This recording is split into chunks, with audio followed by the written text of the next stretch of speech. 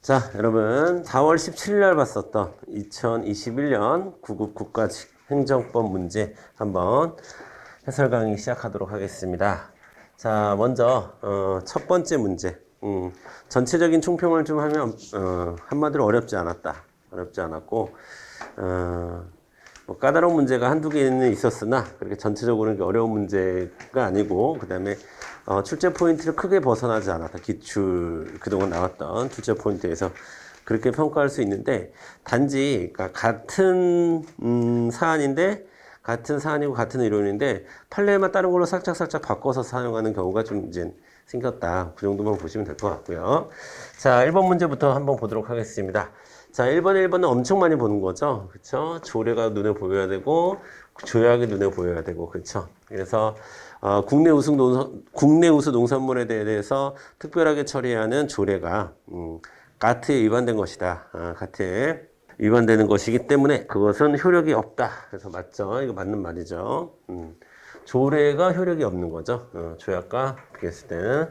자, 어떤 거에 걸리는 거예요? 상위법 우선의 원칙에 걸리는 거죠. 자, 그러니까 조약이 더 상위법이라는 겁니다. 조례보다는. 자, 그 다음에 두 번째. 행정소송에 관하여 행정소송법에 특별한 규정이 없는 사항에 대해서는, 그러니까 행정소송법에 규정이 없으면, 자, 이번 기회에 3개 외워둡시다. 그러니까 이게,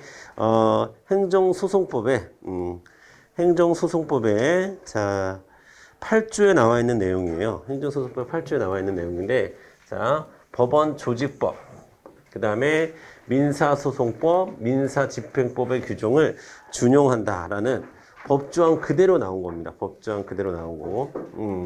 자, 근데 보통 시험 선진이 그동안 어떻게 나왔었어요? 그냥 민사소송법 위주로 나왔죠. 행정소송법에 특별한 규정이 없으면 민사소송법을 준용한다. 이게 이제 기존에 나왔던 선지의 형태라고 한다면, 이번에는 법조항이 나와가지고 그대로 법원 조직법, 민사집행법 이런 것들도 이제 포함이 된 거예요. 그래서 여러분 다소 생소하게 느꼈을 수도 있겠지만 원래 우리가 쭉 배우고 공부했던 그런 내용이다라는 겁니다. 맞는 말이죠. 자, 3번. 평등의 원칙은, 이건 약간 좀 깊게 나왔습니다. 깊게. 제가 봤을 때는 헌법이 이제 9급 과목으로 들어왔거든요. 들어왔고 경찰에서도 보고 이제 헌법이 그러고 있다 보니까, 이건 사실 어떻게 보면 헌법적 내용이에요. 헌법적 내용. 절대적 평등, 상대적 평등 이런 내용은. 자, 평등의 원칙은, 자, 일단 여러분, 자, 기본적인 것만 살짝 말씀을 드릴게요. 살짝. 평등은 크게 실질적 평등이란 말하고 형식적 평등이라는 것으로 나뉘어요. 실질적 평등을 다른 말로 상대적 평등이라고 표현합니다. 그러니까 같은 말이라는 거예요. 이게 형식적 평등이나 절대 평등이 같은 말이고, 실질적 평등이나 상대 평등이 같은 말이에요. 상대적 평등이 같은 말이고, 이 실질적 평등은 기본적으로 같은 것은 같게 처리하고 다른 것은 다르게 처리하는, 같다. 다른 것은 다르게 처리하는 것이 원칙입니다. 여기서 포인트는 이 다른 것은 다르게 처리한다라는 겁니다. 그러면 뭐는 인정하는 거예요? 합리적인 차별을 인정하는 겁니다. 자, 그러나 형식적 평등 뭘 얘기하는 거냐면, 모두 다 똑같이 하는 것을 우리가 형식적 평등이라고 얘기를 해요. 아시겠죠? 자, 그래서 이 실질적 평등에 우리 헌법에서 보장하는 기본권 중에서 이 실질적 평등에 관련한 기본권이 바로 평등권하고 사회권이 그렇습니다. 근데 지금 여기에서는 이게 중요한 건 아니죠. 평등권이 중요한 거예요. 평등권. 지금 여기서 얘기하는 평등 원칙은 우리 기본권에서의 평등권을 얘기하는 거예요. 평등권. 자, 그리고 요 형식적 평등이 적용되는 것은 딱 하나, 참정권을 보장할 때는 형식적 평등이 적용이 돼요. 참정권이라고 하는 것은 누구나 투표할 수 있는, 그러니까 돈이 많든 적든 사회적 지위가 높든 낮든 일정 정도 연령 이상이면 누구나 투표할 수 있게 해주는 거기 때문에, 그렇게 누구나 투표하는 거, 이런 게 형식적 평등이에요. 절대적 평등이라고 얘기하는 거고, 그 다음에 합리적 차별을 존중하는, 그런 같은 것은 같게 다른 것은 다르게 취급하는 게 실질적 평등이고 상대적 평등이고 우리 헌법에서 이야기하는 평등은 바로 상대적 평등이다라고 보는 겁니다. 그러면 다시 3번 이런 기초 지식을 가지고 3번 한번 읽어볼게요. 평등 원칙은 일체의 차별적 대우를 부정하는 이게 틀린 거죠. 일체의 차별적 대우를 부정하지 않습니다. 방금 말씀드렸듯이 합리적인 이유가 있는 차별은 인정하는 거예요. 그렇죠? 이 부분 일체의 차별적 대우를 부정하는 절대적 평등을 의미하는 것이 아니라 자 입법 맞는 거네요. 그렇죠? 절대적 평등을 의미하는 것이 아니라 맞아요. 입법과 법의 적용에 있어서 합리적 근거가 있는 차별을 배제하는 상대적 평등을 뜻한다라고 되어 있는데, 자, 그러니까 합리적인 근거가 없는 차별을 배제한다고 했으니까 합리적인 근거가 있는 차별을 인정한다는 거죠. 이렇게 합리적 차별을 인정하는 것은 상대적 평등입니다. 우리 헌법에서 하는 평등 원칙이라고 하는 것은 상대적 평등, 실질적 평등을 의미한다. 앞으로 시험 문제가 계속 바뀌게 나온다면 이런 건 계속 바뀌겠죠. 절대적 평등으로 나왔다가 형식적 평등으로 나올 수도 있고 상대적 평등으로 나왔다가 실질적 평등으로 나올 수도 있고 그렇습니다.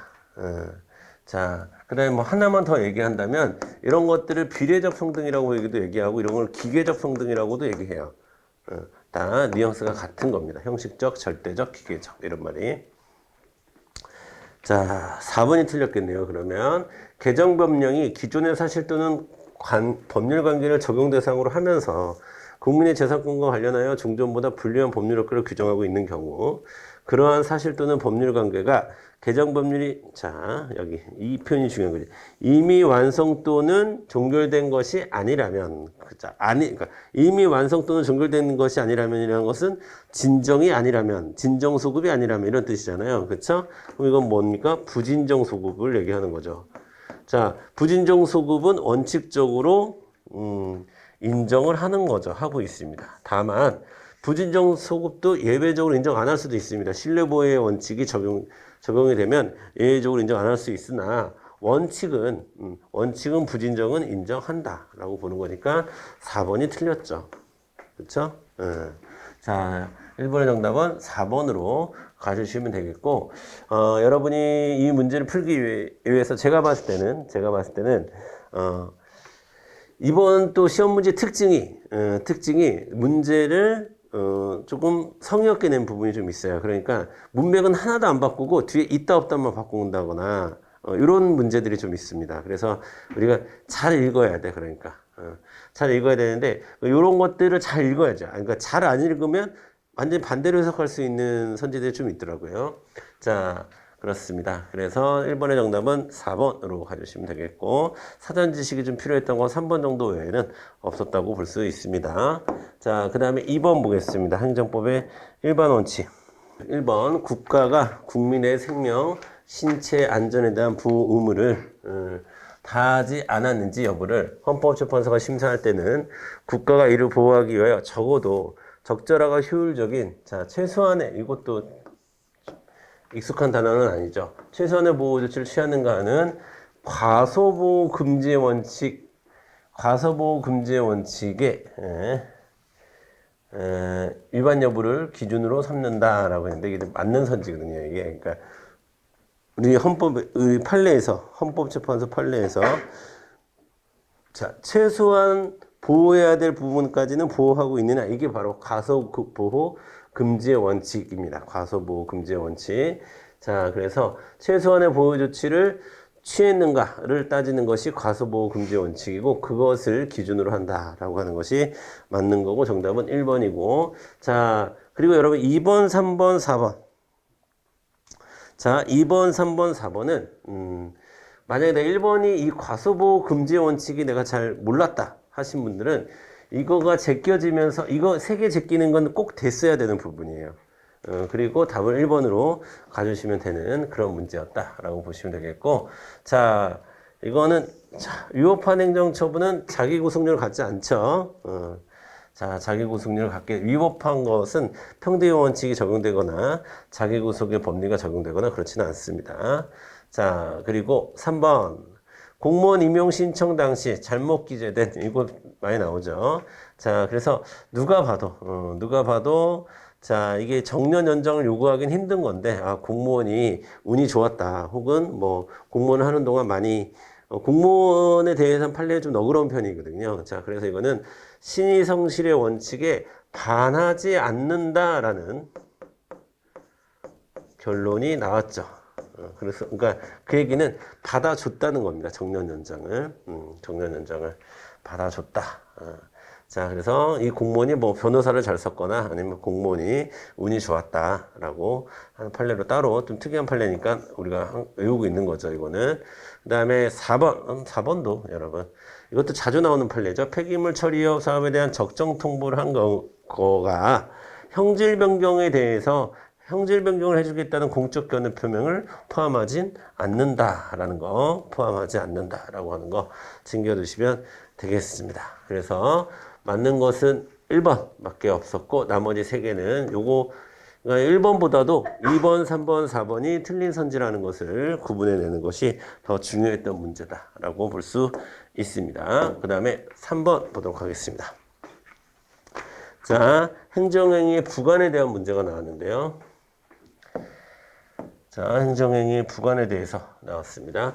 자, 행정처분과 부관 사이에 실제적 관련성이 없습니다. 그러면 뭐 위반이에요?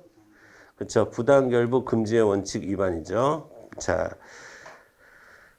공무원이 공법상의 제한을 회피할 목적으로 행정처분의 상대방과 사법상 계약을 체결해서 부관을 붙였다. 있을 수 없는 일이죠. 위법한 겁니다. 그렇죠? 위법하다라고 해야 되는 거고. 자, 2번. 처분 당시 법령을 기준으로 처분에 부과된 부담이 적법하였는데 처분 후에 부담의 전제가 된 행정처분의 근거 법령이 개정됐어요. 자, 개정됐습니다. 개정됨으로써 행정청에 더 이상 부관을 붙일 수 없게 되었다 하더라도 곧바로 효력이 소멸되는 것은 아니다라는 거. 자, 곧바로 소멸되지는 않습니다. 그때부터 부담의 효력이 소멸되진 않죠. 보통 우리 판례문에 보면은 곧바로 위법하게 되거나 효력이 소멸되는 것은 아니다 이렇게 되어 있습니다. 그래서 곧바로 위법하게 되는 것은 아니다 이런 거 이런 표현들 잘 살려서 기억을 해주시면 되겠습니다. 자, 그래서 이것도 소멸하지 않는다. 자, 그 다음에 3번. 자, 부담의 이행으로서 하게 된 사법상 행위. 자, 사법상 매매나 매매 등의 법률 행위는 부담을 붙인 행정처분과는 별개의 법률이므로, 맞죠? 별개의 법률 행위입니다. 자, 그리고 그 부담이 불가증력의 문제와는 별도로 법률 행위가 사회질서 위반이나 강행규정에 위반되는지 여부 등을 따져보아 그 법률 행위의 유효 여부를 판단해야 한다라고 되는데, 자, 정답은 3번이죠. 일단 핵심은 뭡니까? 핵심은 여기 이미 나왔어요. 별개의 법률 행위다. 자, 부담을 붙인 행정처분과 그 부담을 이행하기 위한 사법상 행위는 별개다라는 겁니다. 아시겠죠? 자, 그래서 그 법률행위는 별도로 법률행위가 사회질서 위반이나 강요죄 위반되는지를 따져보아서 결정하면 되는 것이다 라는 문제입니다. 포인트는 별개의 문제다. 이게 포인트가 되는 거고 3번이 맞는 선지가 되겠습니다. 그렇죠? 4번 보겠습니다. 자, 허가에 붙은 기한이 그 허가된 사업의 성질상 부당하게 짧으면 우리가 허가 자체의 존속기간이 아니라 허가 조건의 존속기간으로 해석하는 거 맞죠? 자, 그런데 허가 여부의 재량권을 가진 행정청이 허가 조건의 개정만을 고려할 수 있고 그 후 당초의 기간 이상, 상당 기간이죠. 이 기간이 상당 기간 연장되어 그 기간이 부당하게 짧은 경우가 아니라고 한다면, 그 기간 연장을 불허할 수도 있죠. 부당하게 짧은 경우가 아닌 상황이 돼버리면, 그렇죠? 아닌 상황이 돼버리면, 자, 불허할 수도 있다. 자, 핵심은 뭐냐면 여기입니다. 자, 여기 당초의 기한이 상당 기간 연장돼요. 이게 핵심이에요. 그 기간이 부당하게 짧은 경우에 해당하지 않게 된 때라면 라면 기간 연장을 불허할 수도 있다. 이렇게 정리하시면 되겠습니다. 자, 그래서 4번 선지는 틀린 거고요. 정답은 3번으로 가주시면 되겠습니다. 자, 그리고 정보 공개와 관련해서 시험 문제가 나왔습니다. 정보 공개. 자, 정보 공개가 나왔는데, 자, 답은 그렇게 어렵지 않았어요. 자, 1번부터 보도록 하겠습니다. 여러분, 정보 공개는 국민의 알 권리에 해당하는 것이기 때문에, 자, 국민의 알 권리에 해당하는 것이기 때문에, 자, 대상은 일반 국민 누구나 국가에 대해서 할 수 있는 겁니다. 그렇죠? 자, 할 수 있는 거고요. 자, 이른바 일반적 정보공개 청구권이 포함된다라고 하고, 선지 중에서 제일 의미가 있고 우리가 정리해야 될 건 2번이 2번. 시험 문제 제일 많이 나오는 선지는 2번이죠. 예. 정보공개 청구권은 법률상 보호되는 구체적 권리이므로 청구인이 공공기관에 대하여 정보공개를 청구했다가 여기 거부 처분을 받은 것 자체가 법률상 이익 침해예요. 일반적으로 인정되는 거기 때문에 그것을 거부했어? 그럼 내 법률상 이익은 발생하는 거야, 거기서부터. 아시겠죠? 여기 2번 선지가 굉장히 중요한 선지가 되는 거고요, 여러분. 3번 보겠습니다. 자, 공공기관의 정보공개에 관한 법률상 공개 청구의 대상이 되는 정보란 공공기관의 직무상 작성 또는 취득하여 현재 보유하고 있는 자료이긴 한데 원본인 문서만을 의미하는 것은 아니죠. 물론 원본도 포함하겠지만 반드시 원본일 필요는 없습니다. 그리고 지금 정보 공개는 중요한 거는 자, 공공기관이 보유 관리하고 있느냐 없느냐가 중요한 거예요. 보유 관리하고 있으면 공개를 하는 건데, 자, 그렇지 않으면 공개를 못 하는 거잖아요. 어쩔 수 없는 거잖아요. 이거는 자, 아니한 경우에는 자, 특별한 사정이 없는 경우에 정보공개 처분의 취소를 구할 법률상 이익이 없습니다. 없는데 어떻게? 보유 관리하고 있지 아니한 경우, 이게 핵심이죠. 없는데 어떻게 합니까?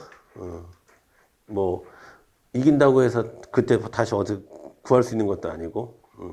그래서 정답은 옳지 않은 거 찾는 거니까 3번이고요. 나머지는 다 맞는 선지가 되겠습니다.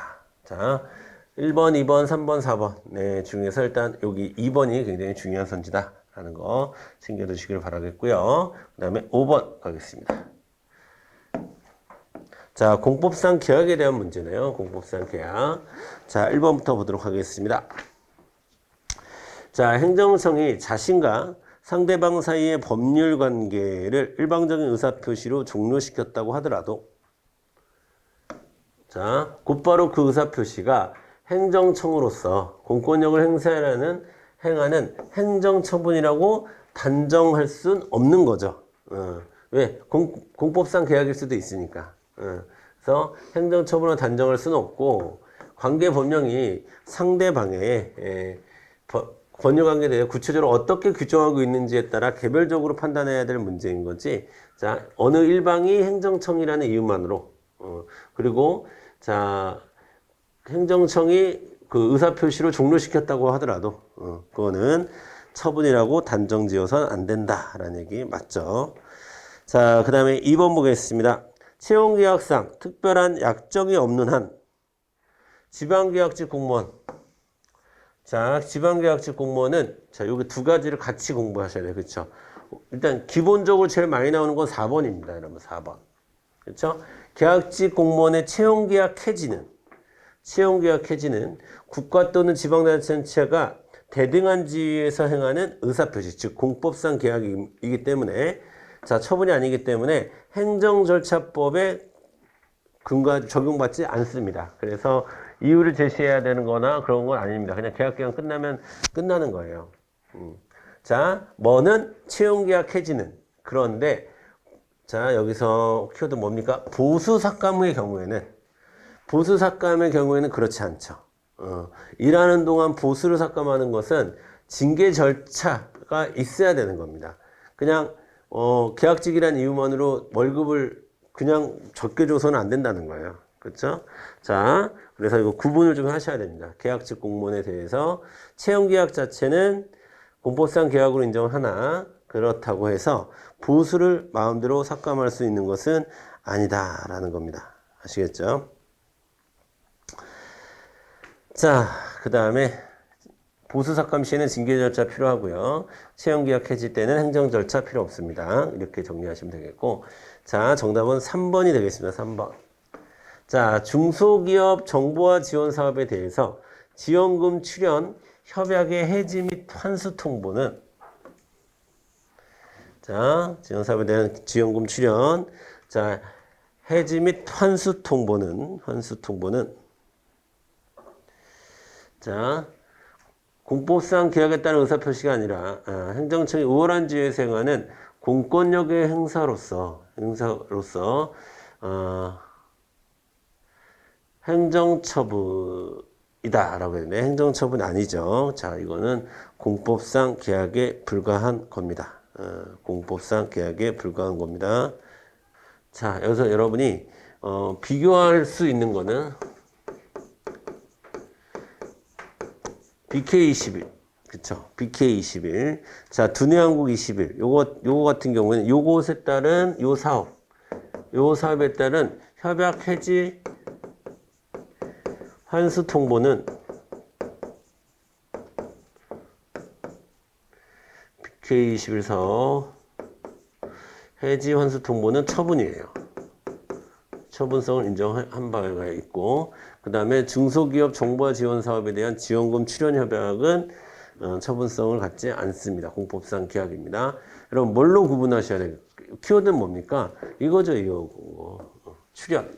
이건 뭐냐면 중소기업 정보화 지원 사업을 하는데 정부가 하는데 중소기업청에서 일정 정도의 지원금을 출연하겠다라는 거예요. 그러니까 출연하겠다라는 의사표시예요. 그래서 중소기업 정보화 지원 사업을 뭐 중소기업도 돈을 좀 내고 그 다음에 또 중소기업청에서도 돈을 좀 내고 뭐 그런 식으로 해서 저 지원 사업에 재원을 마련하기로 한 계약을 맺은 거예요. 이거는. 근데 이거는 자 정부가 대학을 선정해서 일방적으로 지원을 해주는 사업이잖아요. 이렇게 일방적으로 지원해주는 사업을 끊겠다라는 거하고 지원금 출연 협약. 지원금을 내가 출연한다는 것은 지원금을 일정 정도 보태겠다 이런 뜻이거든요. 그런 계약하고는 성격이 다르다는 거예요. 자, 그래서 요 경우에는 처분성을 인정하지 않았지만, 자, 요 경우에는 처분성을 인정했으니까 여러분 해지 환수 통보, 지원금 해지 환수 통보는 무조건 처분성이 없구나 이렇게 또 생각하시면 안 된다라는 거예요. 판례를 가지고 구분을 해야 됩니다. 개별적으로. 자, 그래서 정답은 3번 되겠습니다. 자, 그 다음에 6번 보겠습니다. 인허가 의제 문제가 나왔네요. 인허가 의제. 자, 인허가 의제. 자, 1번부터 보도록 하겠습니다. 주택 건설 사업 계획 승인권자가 구주택법에 따라 도시군관리 계획 결정권자와 협의를 거쳐 관계 주택 건설 사업 계획을 승인하면 도시군관리 계획 결정이 이루어진 것으로 의제되고, 자, 이러한 협의 절차와 별도로 국토계획 및 이용에 관한 법률 등에서 정한 도시군관리계획 위반을 위한 자, 여러분 주민의견 청취 절차를 거칠 필요는 없죠. 그게 바로 뭡니까? 인허가 의제를 하는 겁니다. 인허가 의제. 그래서 인허가가 됐다고 한꺼번에 판단을 하는 거죠. 그렇죠? 자, 이런 것을 우리가 절차 집중설이라고 얘기합니다. 절차 집중설.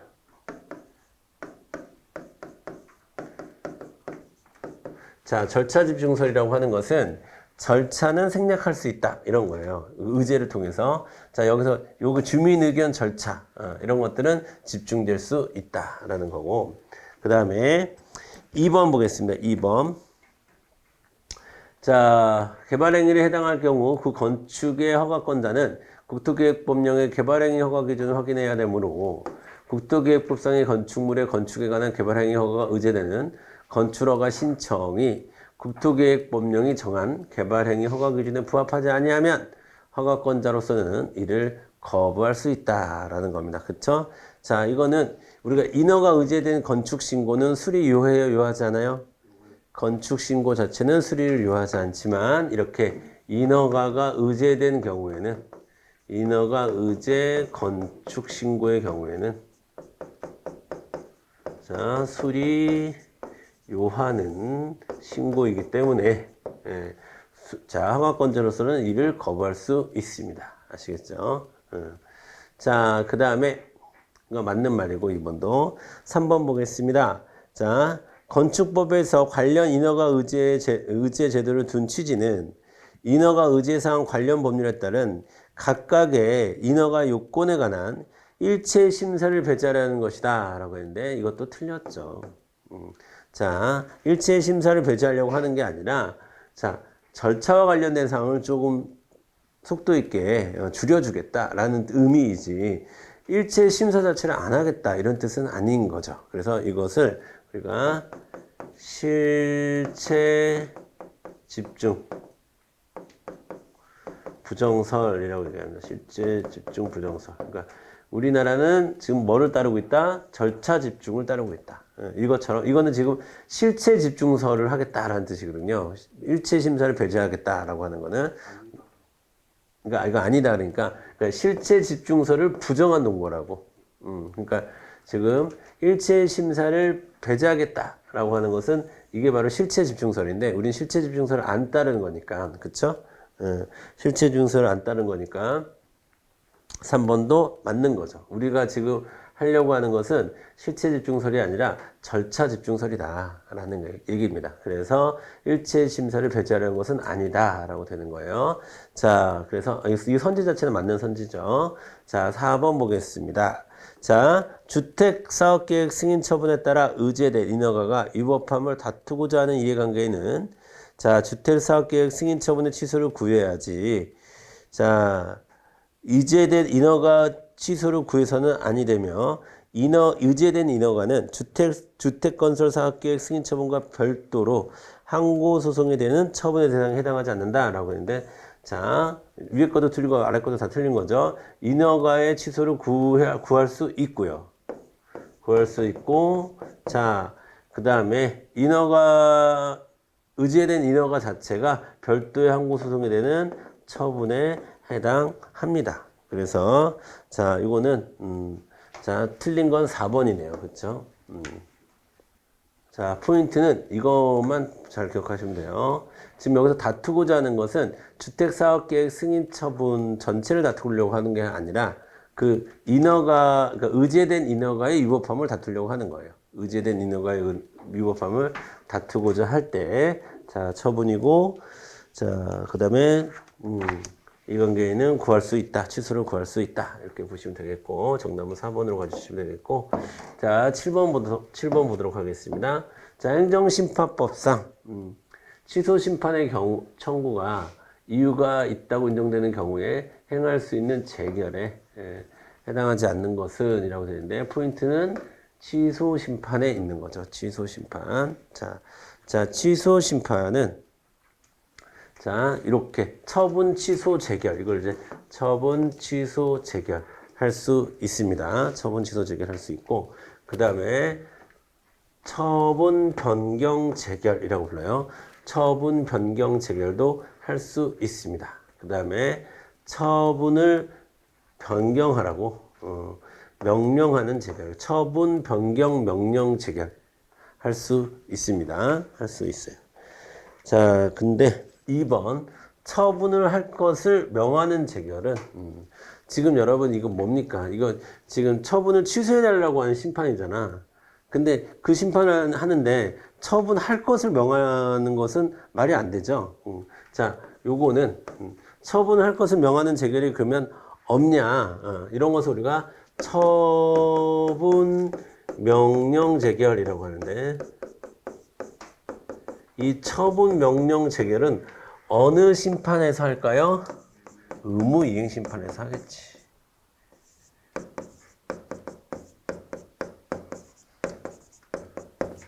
자, 일단 소송에서는 의무이행 소송이 안 되지만 심판에서는 의무이행 심판이 가능하다. 그리고 자, 거부 처분에 대한 취소는 소송에서는 어디로 가요? 취소 소송으로 가죠. 거부에 대한 것도 취소 소송은 다릅니다. 하지만 자 심판에서는 의무이행 심판을 다루는 게 바로 거부가 이쪽으로 들어오죠. 거부. 거부가 이쪽으로 들어오고 거부와 부작위가 같이 의무이행 심판에 들어오는 거죠.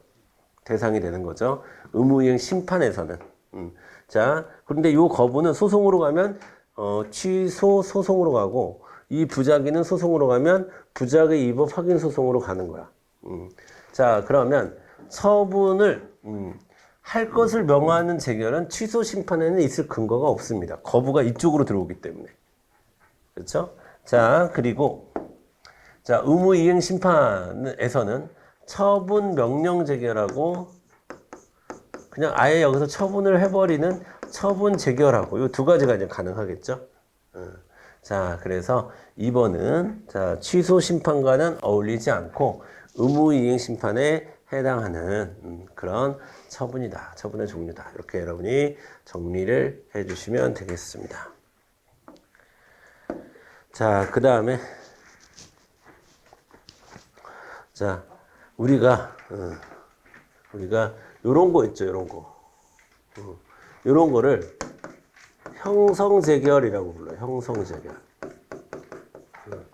그러니까 바로 그냥 처분을 취소해주면 권리무관계 변화가 생기겠죠. 바로 거기서 형성이 되는 겁니다. 그 다음에 변경해줘도 바로 거기서 형성이 되는 거예요. 그 다음에 요런 거 있죠, 요런 거.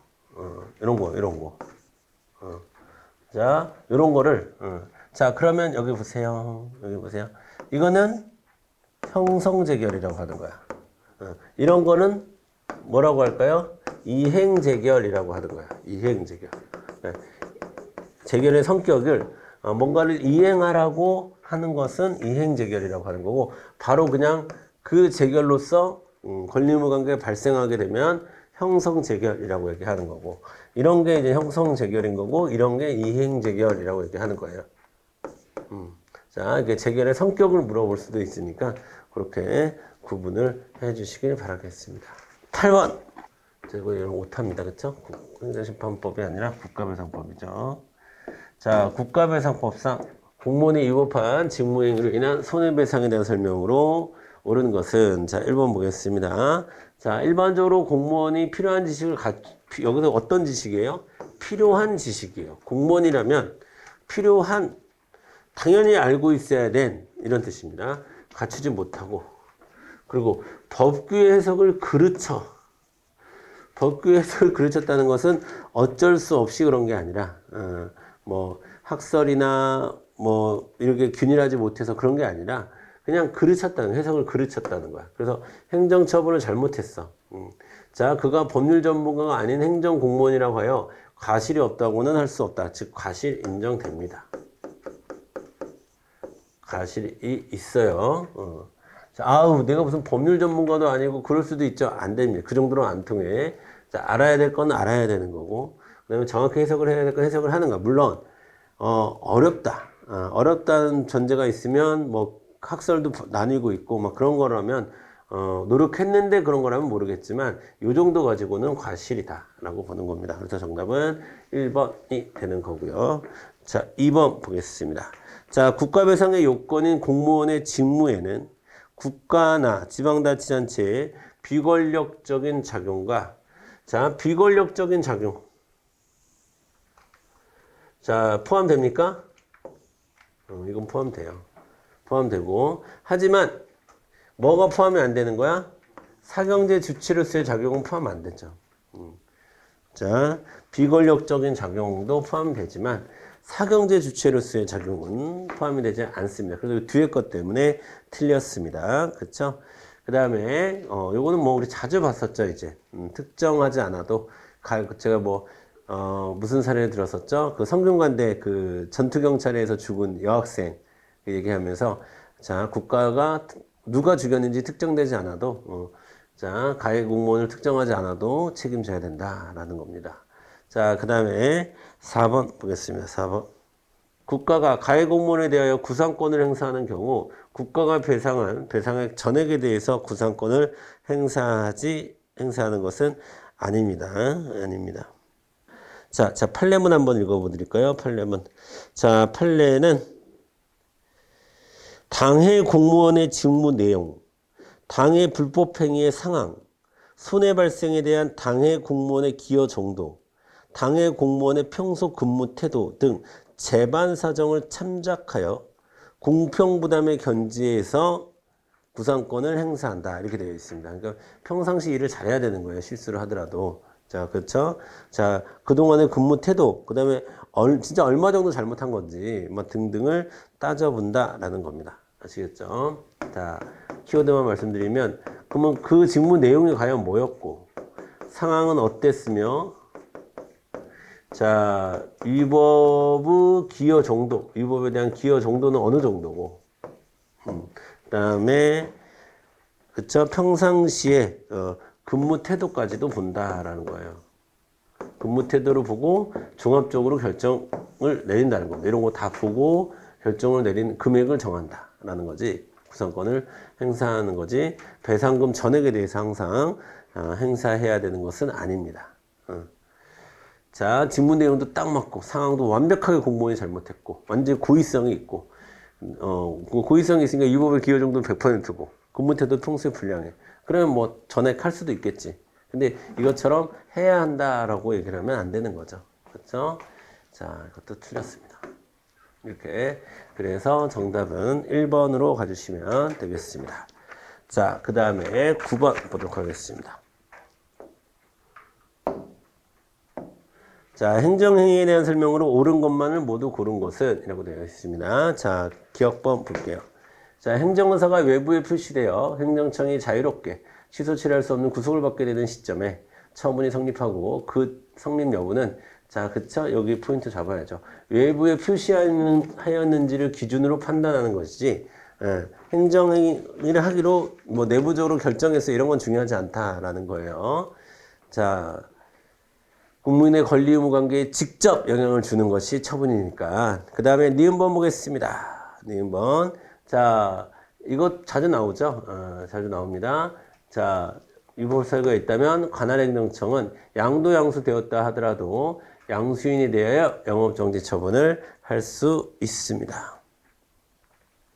자, 그러면 우리 행정법은 이 영업정지와 같은 처분을 자, 어떤 처분으로 보는 거예요? 대물적으로 보는 거야? 대인적으로 보는 거야? 대물적 처분으로 인식합니다.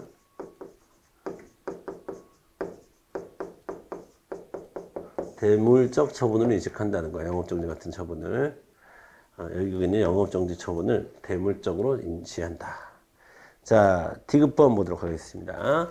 자, 주택재건축조합에 대해서 설립인가 처분이 행해진 후에 조합 설립 결의를 하자를 이유로 조합 설립의 무효를 주장하려면 조합 설립 인가 처분의 취소 또는 확인 후 그렇죠. 이미 인가를 받은 거는 따로 조합 설립 결의 하자를 다투는 확인 해소를 제기할 수 없다. 이것도 맞는 말이고요. 자, 그 다음에 리을번. 공정거래위원회가 부당한 공동행위를 한 사업자 중에서 자진 신고자에 대하여 자, 먼저 전체적으로 과징금 부과 처분을 한 뒤 다시 자진 신고자는 따로 출연해서 과징금 감면 처분을 한 경우라면 선행 처분의 취소를 구하는 소는 적법하다라고 했는데 자, 여러분 이걸 어떻게 구분하셔야 되는 거냐면 처음에 여러분 처음에 한 이 선행 처분은 자, 잠정적 처분으로서의 성격이 있는 거예요. 잠정적으로 미리 해놓은 거야. 그리고 자, 따질 거 따져서 즉 자진 신고했는지 안 했는지를 따져서 하는 이 감면 처분이 나중 최종적인 종국 처분이죠. 종국 처분. 종국적으로 한 처분이야. 그러면 이 잠정적으로 한 처분은 이 종국적으로 한 처분에 포함되는 거죠. 거기에 흡수되는 겁니다. 흡수되는 거예요. 자, 흡수되는 겁니다. 자, 그래서 효력 자체가 소멸되는 겁니다. 이거는. 자, 그래서 과징금 부과 처분이 과징금 감면 처분으로 들어간 거예요. 그래서 선행 처분의 취소를 구할 소는 소이익이 없다라고 보셔야 되는 거예요. 그래서 리을번만 틀렸고 기억, 니은, 디귿 다 맞는 선지가 되겠습니다. 정답은 2번으로 여러분이 가주시면 되겠습니다. 2번. 자, 그 다음에 10번 같이 볼게요. 10번.